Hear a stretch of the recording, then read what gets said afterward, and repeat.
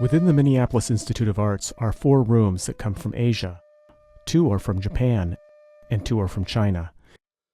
These rooms tell us something about the people who used them, how they lived, what they valued, and the differences and similarities between their cultures.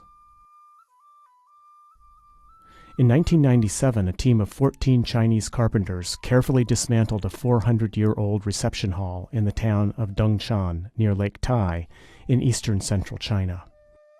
They also took apart a scholars' library, which was built in 1797 in the nearby town of Dangli.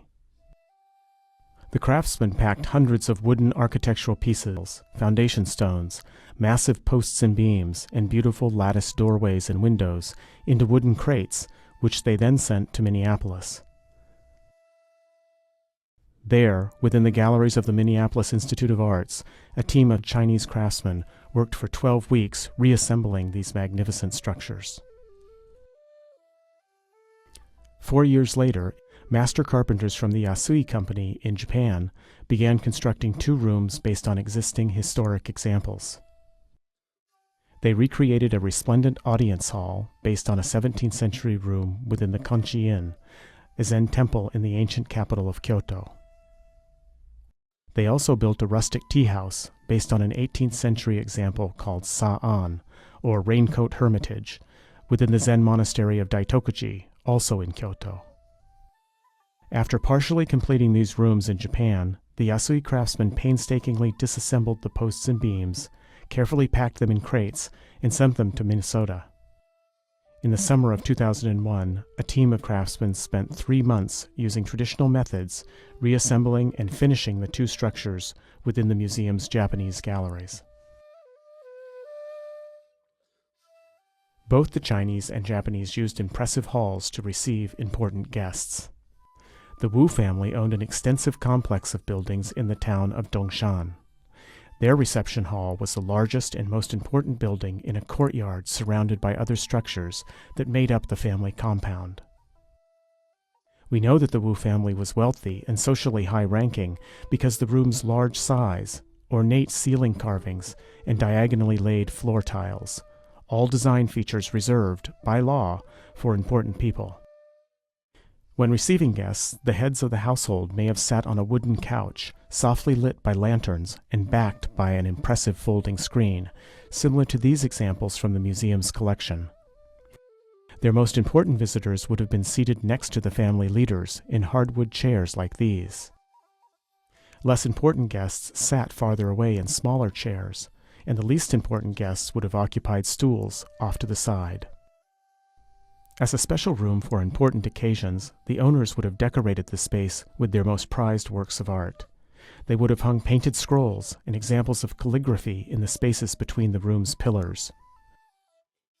Richly embroidered cushions and pillows would have made the seating more comfortable and given the room a luxurious ambiance. Certainly guests of the Wu family would have been impressed by the scale and elegant contents of such a room. In addition to receiving important guests, the Wu family could also use the reception hall for ceremonies to honor their deceased ancestors. By rearranging the room, they could place long altar tables beneath ancestor portraits, where family members could make offerings of food and incense. They might have displayed a family shrine, before which family members could offer prayers and ask for their ancestors' blessings and assistance. The Chinese believed that if their ancestors were honored and cared for in the afterlife, all would go well for their living descendants.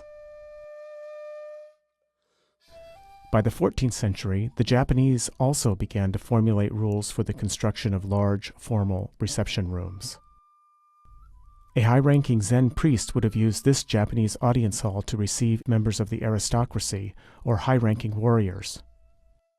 As the most formal room for this purpose within Kyoto's Konchi-in Temple, carpenters chose the best wood, completely free of knots and imperfections. They constructed a special coffered ceiling, a tour de force of their woodworking skill. They added gilded bronze fittings that were worked with minute and beautiful designs. As was traditional in Japanese audience halls, they created an alcove, or tokonoma, where the priests could hang prized paintings from the temple's collection. Next to the tokonoma, they built staggered shelves, where 1 or 2 of the temple's cherished ceramics could be exhibited. To make the room even more resplendent, craftsmen applied gold leaf to the walls and doors, and painters added stylized views of nature.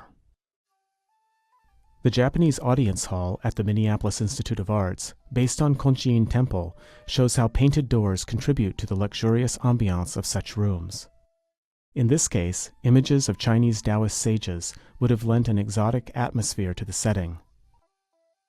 Because the Japanese typically did not use furniture, instead sitting directly on the floor, which was lined with woven tatami mats, Japanese rooms have a spare, spacious feeling, even though they were often small.